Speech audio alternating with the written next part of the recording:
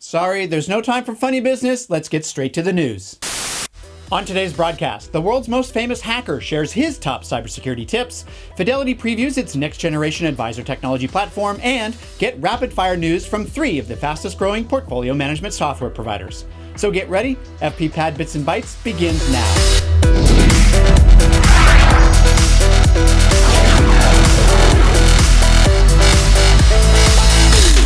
Hey everyone, I'm Bill Winterberg, and thank you for joining me for this week's Advisor Technology News broadcast. Today's episode is brought to you by Envestnet Tamarac, providers of Advisor XI, an industry-leading, fully integrated web-based suite for RIAs. Tamarac's Advisor XI unifies portfolio management, modeling, rebalancing, trading, billing, and reporting with a fully customizable client portal and enterprise-grade CRM. If you're going to Schwab Impact next week, be sure to make some time to visit the Envestnet Tamarac booth for a live demo on their latest client portal and financial planning capabilities. Now, continuing with the National Cybersecurity Awareness theme this month, my first story is about Kevin Mitnick, the world's most famous hacker, as he presented some jaw-dropping examples of cyber and social engineering attacks that are being used today to compromise businesses of all kinds, including financial advisory firms. Envision Consulting hosted the event in Washington, D.C., and brought me in as the master of ceremonies, so I wanted to be sure I shared my top 3 takeaways with you. First, Mitnick advised that none of the computers in your business or home should have any kind of peer-to-peer sharing software installed.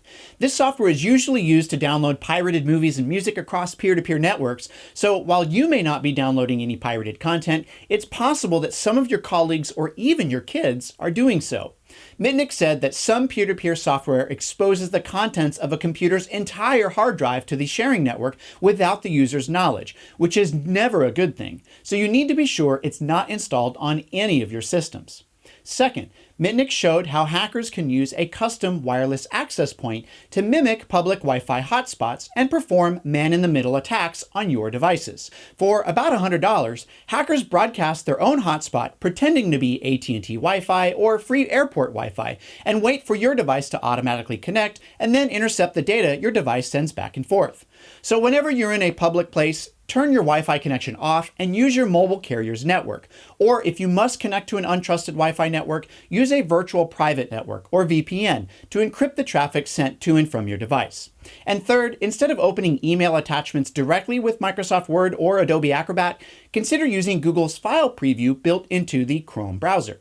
This way, you won't risk executing what Mitnick calls weaponized files, because Chrome will render a preview of the document in the web browser first, helping you determine if the file looks legitimate or if it seems suspicious. You can check the plugin settings in Chrome to see if the PDF viewer is enabled for your computer.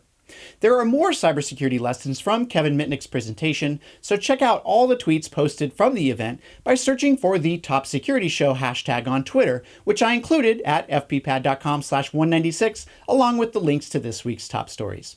Next up is news from Fidelity Investments, as the company offered a preview of its automated investment solution for advisors called the Fidelity Automated Managed Platform, a solution co-developed with eMoney Advisor, expected to be in pilot in the late first quarter of 2017. Now, if you take a look at the linked article, you'll see a few screenshots of the solution powered by the eMoney online experience. So this doesn't appear to be a repackaged version of Fidelity Go that is offered to retail clients. And the portfolio allocations are the same as those in Fidelity Go, which are managed by the sub-advisor Geode Capital Management. Unfortunately, the preview didn't cover any specific pricing of the Fidelity Automated Managed Platform, and advisors not already using eMoney will have to purchase at least the EMX Select subscription. That's somewhere around $1,500 to $2,000 per year, which is an interesting way to get advisors to buy more eMoney subscriptions. The press release also includes descriptions of the coming Wealthscape Total Advisor Platform, Wealthscape Portfolio Tools, Wealthscape Regulatory Early Warning, and more. There's a lot to take in from the press release, so be sure to follow the link included with this week's top stories if you want to get completely up to speed. And I'm running out of time, so let me finish with a rapid-fire update that starts with Envestnet Tamarac, as their Advisor View client portal integration with MoneyGuide Pro is now officially in production. Then Orion Advisor Services, as the company announced a partnership with BAM Advisor Services to provide portfolio management software services to their collective $27 billion in assets. And finish with a surprise update from Adapar, which used a rare press release to announce that the company surpassed $500 billion in assets managed managed on its platform, and the rollout of the Adapar Open API for third-party developers. All three providers continue to demonstrate strong growth among RIAs, so be sure to get the details about their respective announcements by heading over to fppad.com/196, where you'll find all the links to this week's top stories.